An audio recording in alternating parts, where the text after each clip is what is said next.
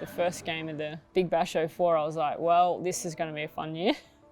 We were chasing 160 and I think we were 2 for 130 or 140. So it didn't look great on the scorecard. Almost like they've run out of ideas at the moment.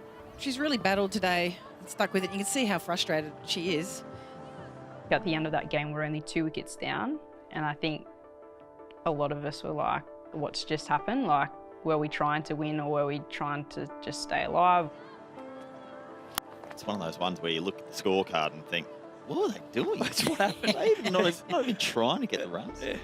You've got to keep chasing the win. Sitting on the bench, what I was seeing was not a good display of how you really want to set the tone for the first game of the season.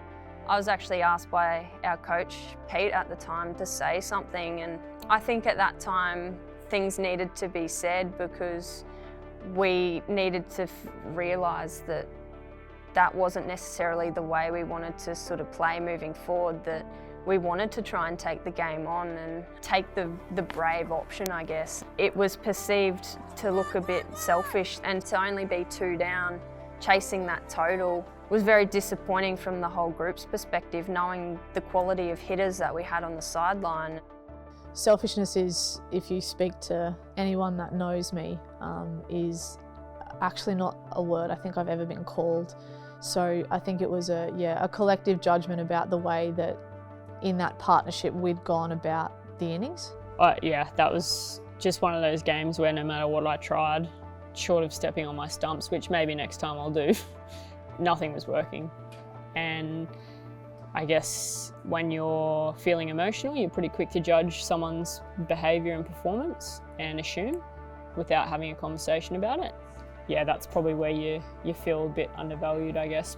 Yeah, it was absolutely hurtful. It's trying to understand the place from which that comes so you can understand what it did look like, because you certainly don't want to repeat that again. Jono definitely did have the support of majority of the group in the message, and I can understand being angry in that moment because there was a lot that was said in that change room. Whilst most people don't like sometimes the brutally honest conversations immediately after a game, it got the best result for our team, and it allowed us to go on and I guess really define how we wanted to play our games. I think being able to have that moment that probably put a lot of steel and resolve in a lot of the group, that they were thinking, well, okay, if I'm ever in that position, I'm going to take the game on.